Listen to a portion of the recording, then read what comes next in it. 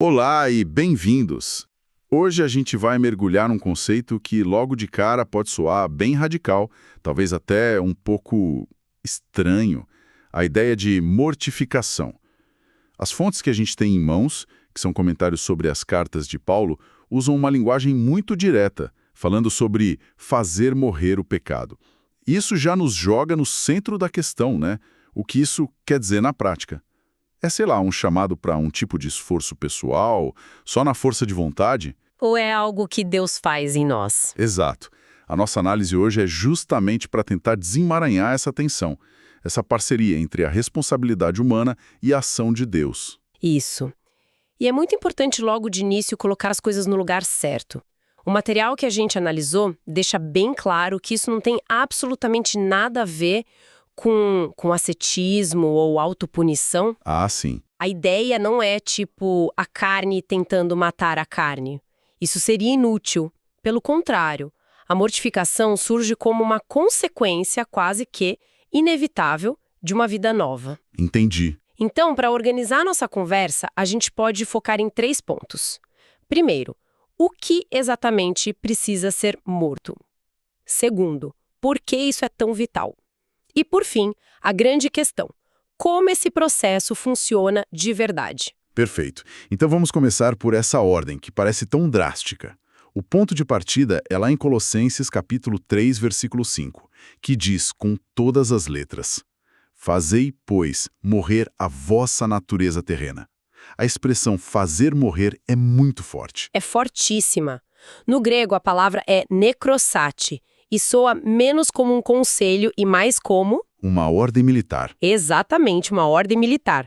E os comentários que lemos aprofundam isso. O verbo está no que os estudiosos chamam de imperativo aoristo. O que isso significa na prática? Bom, sem entrar muito no tecniquez, a ideia é de uma ordem para uma ação. Decisiva, urgente e completa. Não é comece a enfraquecer seus maus hábitos aos pouquinhos. É um comando direto. Quase como se o autor estivesse gritando: matem isso, e matem agora. A ênfase é na finalidade. O pecado é um inimigo que precisa ser executado, não só controlado. E uma das analogias que as fontes usam para ilustrar essa urgência é... Nossa, é brutal, mas muito eficaz. Qual delas? A do operário que prende a mão numa máquina. Ele sabe que em segundos vai ser puxado para a morte. Então ele não pensa 2 vezes. Pega uma ferramenta e corta a própria mão para sobreviver. É chocante. É, mas comunica seriedade, né?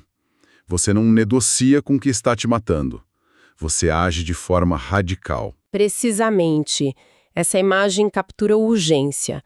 Mas para a gente entender o como, tem outra imagem também presente no material que eu acho ainda mais importante. Certo. É a que diferencia a mortificação do ascetismo. Imagina uma folha seca, morta no inverno. O ascetismo seria essa folha tentando se arrancar da árvore por conta própria. Um esforço inútil. Totalmente inútil. Já a mortificação é a seiva da vida nova que sobe pela árvore na primavera. Essa vida nova, com toda a sua força, simplesmente empurra a folha morta para fora. Ah, que imagem boa. A folha cai não pelo esforço dela, mas porque a vida a expulsou. A nova vida em Cristo é essa seiva. É ela que faz o trabalho de expulsar o que está morto. Nossa, essa imagem da seiva muda a perspectiva, né?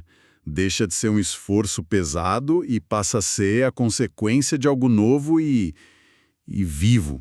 E isso nos leva direto para a segunda pergunta. Por que essa ação é tão essencial? Por que tanta urgência? Uma das fontes cita uma frase do puritano John Owen que é impossível de esquecer. Esteja matando o pecado ou ele estará matando você. Essa mesmo. E essa citação é o eixo do porquê. O material, baseado em Owen, detalha 2 efeitos terríveis de um pecado que não é combatido. O primeiro é que ele enfraquece a alma. Como assim? Ele funciona como um parasita, sabe? Desvia nossas afeições, sequestra nossos pensamentos, consome nossa energia espiritual e, o que é pior, atrapalha nossa comunhão com Deus. Por fora, a pessoa pode até parecer normal, mas por dentro ela está sendo esgotada. E qual seria o segundo efeito? O segundo é que ele escurece a alma. Age como uma nuvem bem densa que fica entre a pessoa e Deus. Ela bloqueia a percepção da graça, do conforto, da paz. A pessoa começa a viver sob uma névoa, sabe? De culpa ou de indiferença. Perde a alegria. O pecado não só enfraquece, ele também cega. A leitura tinha umas ilustrações que deixam isso muito, muito concreto. Uma delas é a história do homem que resolveu criar uma jiboia de estimação. Ah, essa é ótima. Ele a criou desde pequena, achava que tinha domesticado a cobra, dormia com ela, andava com ela nos ombros. Um dia, encontraram ele morto, esmagado pela cobra. Pois é. A lição é assustadora. A gente pode achar que controla o nosso pecado, que ele é um bichinho de estimação inofensivo, mas a natureza dele não muda. É selvagem. E se a gente alimentar, uma hora ele nos destrói. É uma alegoria perfeita para o engano do pecado. E tem outra, histórica, que o material aponta. A do rei Saul e de Agag. O rei dos Amalequitas. Isso! Deus deu uma ordem clara, aniquilar totalmente aquele povo inimigo. Mas o Saul obedeceu só em parte.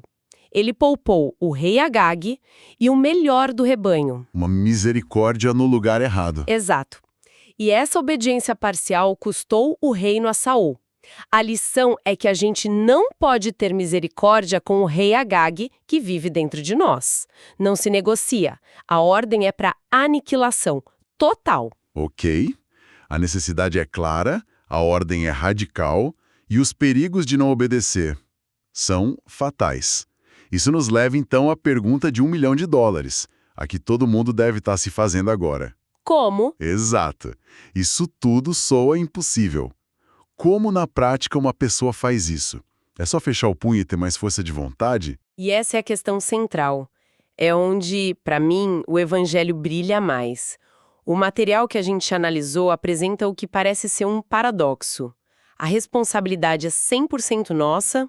E o poder é 100% divino. Exatamente. Vamos destrinchar isso. A parte humana é inegável. O comando fazer e morrer está na voz ativa. Somos nós que temos que fazer. É uma escolha, uma decisão. Os textos falam em recusa determinada, abnegação. A responsabilidade de declarar guerra é nossa. A gente não pode ser passivo. Mas é aí que a coisa complica, né? Porque a força de vontade humana é famosa por ser fraca contra o pecado. Quantas vezes as pessoas decidem mudar e falham? Onde entra a parte divina? É aqui que a outra parte da equação, a mais importante, entra. A resposta está lá em Romanos capítulo 8. Mas, se pelo Espírito mortificardes os feitos do corpo, vivereis. Ah, A ação é nossa mortificardes, mas o poder vem do Espírito Santo. Não é autocontrole, é o controle do Espírito. O poder não vem da nossa determinação, mas da nossa união com Cristo. Uma das fontes resume isso numa frase que eu achei fantástica.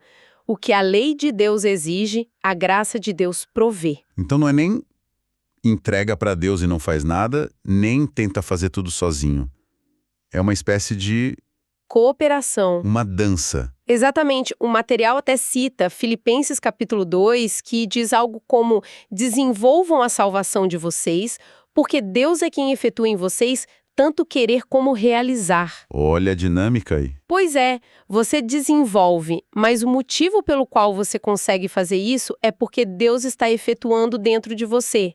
Ele nos dá o desejo de lutar, o querer, e a força para lutar, o realizar. A nossa parte é agir com base nisso que ele já está provendo. Isso muda tudo. A luta é real, mas a gente não está sozinho nela. E, falando em luta, o texto de Colossenses não deixa a ideia de pecado no abstrato. Ele nos dá uma verdadeira lista de alvos. Sim, uma lista bem prática. O primeiro alvo é a imoralidade sexual, em grego porneia. O termo cobre qualquer tipo de expressão sexual fora do casamento. Certo? E um dos comentários destaca algo fascinante. No mundo greco-romano daquela época, a imoralidade era a norma. A ideia cristã de castidade, de fidelidade, era algo radicalmente novo. Foi uma virtude praticamente inventada pelo cristianismo. E logo depois vem impureza. A catarsia. Parece algo parecido, mas qual a diferença? Enquanto porneia se refere a atos, a catarsia é um termo mais amplo.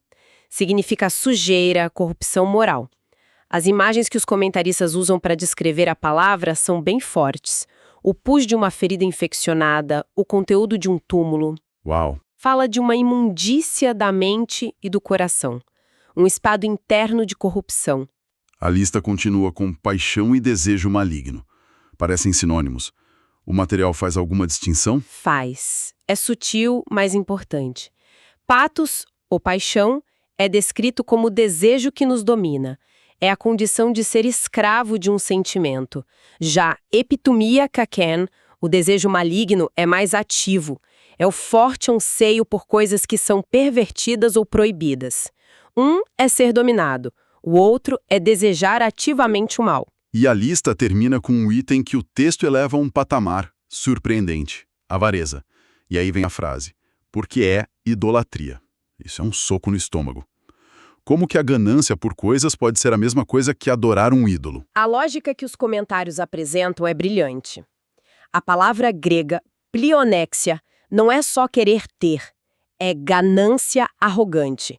É o amor maldito por possuir mais. Entendi. E a conexão com a idolatria é direta. O que é um ídolo? É qualquer coisa que a gente usa para tentar ter segurança, felicidade ou significado fora de Deus. A pessoa cuja vida é dominada pelo desejo de ter mais dinheiro, mais status, mais coisas, ela colocou as coisas no lugar de Deus. A fonte de segurança dela. Exato. O objeto do desejo dela se tornou seu Deus. Por isso o texto não diz que a avareza é como idolatria. Ele diz que ela é idolatria. É adorar o Deus da posse. Isso é algo pra gente parar e pensar, né? A gente costuma associar a idolatria a, sei lá, estátuas, rituais antigos. Pois é. Mas o texto está dizendo que uma das formas mais comuns de idolatria hoje é simplesmente o desejo insaciável de acumular. Muda tudo. E nos leva ao último ponto: as consequências. Romanos 8,13, que já citamos, coloca isso em termos de vida ou morte. Sim. Porque se viver de segundo a carne, caminhais para a morte. Mas se pelo Espírito mortificardes os feitos do corpo, vivereis. E a gente precisa ser claro sobre o que morte e vida significam aqui, né? De acordo com as fontes. De forma alguma simples. A morte aqui não é só o fim da vida física. É um estado de separação de Deus que começa agora e termina na morte eterna. O ponto que as fontes reforçam é que um estilo de vida dominado pela carne, onde o pecado reina sem luta, é uma evidência muito forte de que a pessoa nunca nasceu de novo de verdade. Então não é sobre um deslize fazer alguém perder a salvação. Não. É sobre a ausência de luta ser um sintoma de que nunca houve vida ali para começo de conversa. Entendi. E a vida? Da mesma forma, a vida prometida não é só ir para o céu. É uma qualidade de vida que começa agora, abundante, genuína. Um dos textos usa aquela imagem do Salmo 23, da ovelha em pastos verdes, tão satisfeita e segura que ela se deita. Essa é a imagem da vida que resulta da mortificação. Paz, satisfação, comunhão com Deus, aqui e agora. Ou seja, a forma como uma pessoa lida com o pecado não é só uma questão de comportamento. Segundo essas fontes, é um indicador fundamental da realidade da sua vida espiritual e do seu destino. Então, para a gente amarrar tudo isso que conversamos, a mortificação é uma ordem, não é uma opção. É um processo ativo, diário, muitas vezes doloroso. Mas o ponto crucial é que não é uma batalha que a gente trava sozinho. De jeito nenhum. É uma guerra travada na força que o Espírito Santo nos dá. Não é sobre uma autonegação vazia, mas sobre afirmar a vida nova que a gente já recebeu. Perfeitamente colocado. E a chave para a vitória, como o material repete de várias formas, não está em tentar com mais força.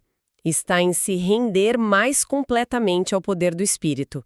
A batalha contínua, sim, mas os recursos para vencer são divinos e já estão à nossa disposição. E para encerrar, o material nos deixa com uma reflexão adaptada de um aviso do escritor Richard Baxter, que eu achei muito poderosa. Ele diz que é muito mais fácil e, convenhamos, mais cômodo, Apontar o pecado no mundo, na política, na vida dos outros. A tarefa realmente difícil, a mais essencial, é o trabalho interno. Essa guerra silenciosa de identificar e fazer morrer o pecado na própria vida. A questão que fica para cada um de nós é: onde exatamente essa batalha precisa ser travada hoje?